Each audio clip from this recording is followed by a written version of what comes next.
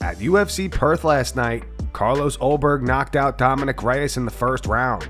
Reyes posted this to his Instagram story afterwards. He says, "Congratulations to Carlos. Just wasn't my night.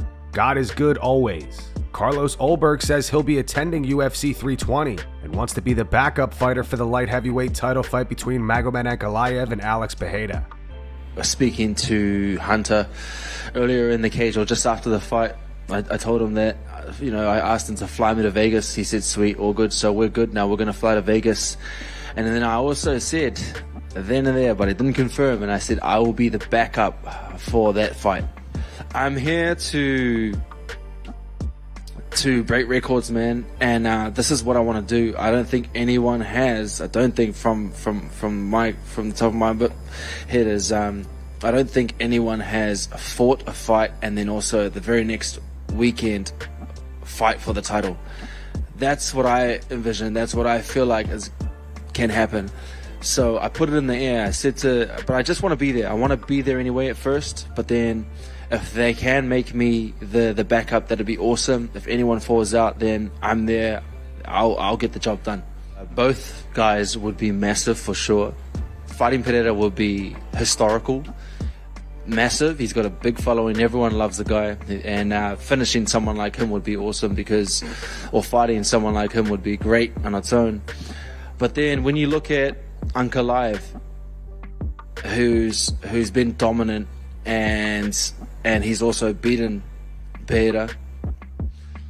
You beat someone like him, it just means you're at the top. It means no one can touch you. And that's what I want. I want to make sure I beat the best. So if you want to be the best, if you want to be the man, you got to beat the man. And right now, I'm the man.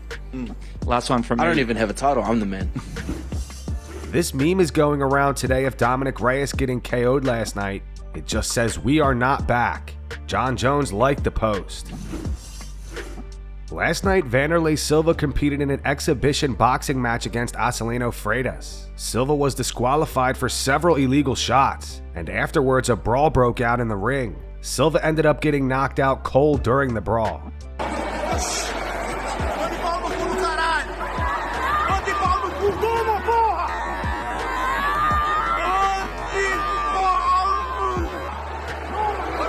MMAfighting.com reports that the man who knocked Silva out was his opponent's son. Fabricio Verdum, who was in Silva's corner, released a statement to his Instagram. He reveals Silva had to be stitched up and he fractured his nose. Mauricio Ruffy posted more footage of him training with Israel Adesanya.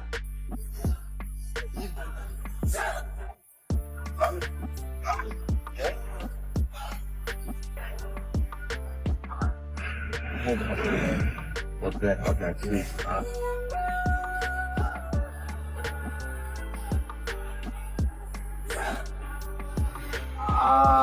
See. Yeah. Yo, what's up? You know who it is? The last style bender, Israel Adesanya, with the one and only Ruffy. My man, thank you so much today. I learned a lot just from watching this guy, and what I like is his system he has in place, and the way he also customizes it with what was the second one? Jawa. No, boring. Wato. Jawa. Yeah. So I like the system and the way he thinks as well. He conceptualizes things and makes it fun, like the kid in us. So yeah, big out brother. Thank you so much, man. Sao Paulo. What? Darren Till posted footage of him FaceTiming with Conor McGregor.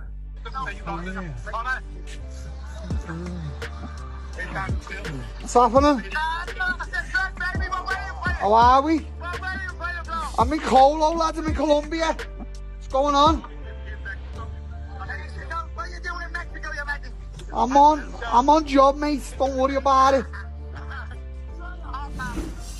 Renato Moicano and Gilbert Burns believe Charles Oliveira's lack of interest in fighting Mateusz Gamrot on short notice may have been a negotiation tactic. They think Oliveira got paid way more to face Gamrot. But I get it too, 2 weeks notice to fight Charles. It takes a freaking... it takes freaking Mateusz Gamrot, the guy that always in shape, always training. But at the end of the day, I still believe the whole I don't want to get the fight right now was just a freaking negotiation. Hey, Really? throw me more money and I will take it. So And you then think they say, you think Oliveira got paid more money to face 100%. Game Rat? 1,000%. Not 1,000 because every time we say Really? 1,000 we curse. 1 trillion%, my man. But I believe Of he course. got, Imagine he got that. extra money. No, the arena was sold out. How right? bad do you think Charles Oliveira wanted the BSD fight? You think he wanted that fight? For Yes. sure he wanted that fight. Yes. Let me ask you guys a question. Why did BSD come out? I want to hear Moicano's opinion on this. Why did BSD come out and say weeks ago, if someone drops out of this fight, I'm in, and then someone drops out and he doesn't take the fight? That's easy for the hype, my brother. The same thing that I did, brother. It's for the hype, my brother. Bring views to the channel. Yeah. So Charles did say that everyone is about the hype and no one was really about it except Gamrot. Yeah, he's right. He's f***ing right, brother. But let me be honest. The problem is when a fight like that show up, you want to go. Of course I want to go. Imagine if I beat Charles in Brazil, You're a superstar, bro. I'm a superstar, exactly. So why not take the risk? Why not take the risk? Because I don't want to be giving excuses. He but wasn't ready, I have a little bit. I'm just asking. I'm I have curious. I have a injury. I'm not gonna say. So I'm not training Yeah. that much, and I got a little bit sick too. You know. Yeah. So, like 2 weeks will be just to cut the weight, and I can cut the weight, but you know, especially 5 rounds, and especially because 5 rounds. my last fight I got tired, you know, and I didn't have the time to fix, my stuff because I have been producing. If you follow me on my Brazilian channel, you're going to see I'm posting every day. So you have to keep going. But once I have a fight, I will stop and I will focus 100% on the fight. So, but why you would not take the fight? You would take the risk because next fight I want to be prepared. Yeah. Even if they give me an unfavorable matchup, you know, I just want to be ready. And today I'm not ready. Last night, Jimmy Crute defeated Ivan Erslan via rear naked choke in the first round. Crute says the fight played out exactly how he expected. I'm very feel. Nah, man, I'm just relieved. You know, it's always a nerve-wracking thing walking out. I'm just looking forward to getting home with the family and getting ready for the next one. It's healthy nerves, you know. It's a bit of excitement, a bit of a what ifs, but those what ifs are easy to deal with. But the excitement's another thing that you sort of just have to ride the wave. That's what I expected. I expected to get him out of there in the first. Anything can happen in a fight. You know, that guy's a big hitter. I wore a few of them on my guard and I went, oh, I don't want to get hit by them. But no, that's pretty much how I expected it to go. February back home. I'd like the fight back home. I love it here. I'm going to try and take it easy, not get up to too much trouble. Debrief a little bit and then see where the night takes me, but I don't want to get caught up in too much riff-raff. IShowSpeed met Jon Jones yesterday. Oh, we fight already? Yeah, you don't want it. I heard you had a left hook. Yeah, I gotta go. I also heard you got tapped out for one of the women at the UFC. That's wrestling though. That's wrestling though. Yeah. You doing? Oh. He's quick. Yeah, you don't want it. What's going, bro? Albuquerque, New Mexico, baby. Yes, sir, boy. Welcome home, baby. Come on. I'm doing good. What's up? Yes, sir. Hey, let's take a quick picture real quick. Yes, sir, bro. We got Astro in the Budokai. How you do it, bro? I'm doing good, bro. How you do it, bro? I'm doing Day good. after day after day after day. Yeah, I know, bro. Come on. Yeah, I've been working, bro. Let's go. I've been working. Nah, I'm excited though. Let's go, man. Everybody's been happy to see you. Uh-huh. For sure. Jon Anik thinks that Merab Dvalishvili is the biggest active UFC star in America right now. I think Merab Dvalishvili right now is the biggest MMA superstar in the United States of America among active fighters. What do you say to that? I think it's hard to disagree with that. I really do. I mean, come on, man. The guy's his social media presence, everything he does is pretty funny. It's thoughtful. It's insightful. He's a beast. I mean, I think the training with DJ that he's been putting up is phenomenal. That those guys are getting together and rolling around and having fun. I mean, look, the guy's just living the American dream at this point, and he loves fighting. So, like, this is like us doing this podcast. It's. I don't believe there's any difference. You know, we talk about the flying and the crazy. We're flying. I just think he's immune to all of that right now. Will it catch up with him someday? Maybe, but when you enjoy doing something as much as he does, it's hard, man. Right. You know, he's in there for the right reason. He loves to fight. There's other guys that want to maneuver their way up there, try to make some money. You know, he was never that guy, and he never will be that guy. John, and he's gaining more power, like with every win. You know, like he got better, and they say this, right? When you get the belt, you get a little whatever percentage better. That has been absolutely clear with this guy, and with every single win, he becomes more popular, he becomes more powerful, he becomes more confident. I have a really tough time trying to think of someone who can beat him right now. Like, he's just firing on all cylinders, man. Khalil Rountree is set to face Yuri Prohaska at UFC 320 next week. He says fans should expect a surprise. I think this is the time for me to really establish where I belong in the division. I don't necessarily think that the fans should or can expect anything from me in this fight. I don't want the fans to expect anything of me in this fight. I want the fans to be surprised. I want them to be absolutely surprised in the best way possible. I don't know what that means. I don't know what I'm gonna do to surprise the fans, but I think that there's so much there for me to pull from that I think I'm gonna surprise. So don't expect anything. Well, expect a surprise. There you go. Figured it out.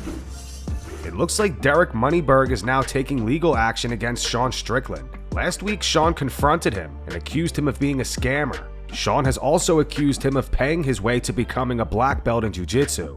Derek posted this to his Instagram. He wrote, "I don't recall ever meeting someone so insecure as Sean Strickland seems to be. I've been a gentleman to this guy in every way. I've informed him, and others have informed him, that he is maliciously spreading lies and false information about me and my business. He has had numerous opportunities to stop and apologize. He continues to spread lies, however. So now we will go to court, and Sean will reimburse me for the damages he has created. Unfortunately, that is now the reality of the situation." Sean fired back saying, "Well, I'll tell you what, buddy. When you sue me and we call in Jake Shields and a room full of people, we put him in a deposition where he said, he's good, but I mean he paid me over $500,000. How do you think I know you exist? Fighters who you paid to peddle your BS sent me your page. These are guys you paid. And that being said, you're in Vegas all the time. Roll through. Sign a waiver." Sean continued, "Jake said that in a room full of people that would gladly testify under oath. I'll even quote your boy that was said in front of at least 10 people and is probably on gym footage. Sean, he's loaded, just take the money." Jake Shields said that in front of the gym.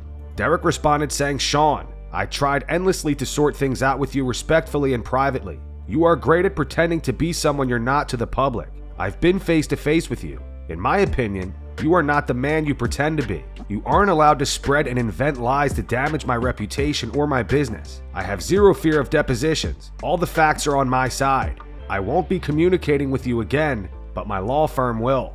Jake Shields then replied to Sean. He said, "Sean, I told you he is good and you should train with him. You asked how much I made working with him, and I said he's paid me well, but that has nothing to do with the belt. Lots of people were there as witnesses. I was clear he was good at jiu-jitsu and a good person, and our friendship wasn't about money. Why did you avoid training with him? That seems odd. Also, I have plenty of money, Sean. I can show you my bank accounts if you want. You start for no reason, which is why you don't have one single friend in the entire world despite being famous." And that's going to wrap it up for the news. Thanks for watching. For daily MMA news and content, subscribe to Full Mount MMA and click the bell icon to be notified when we post videos. Here are the 3 top comments from last video.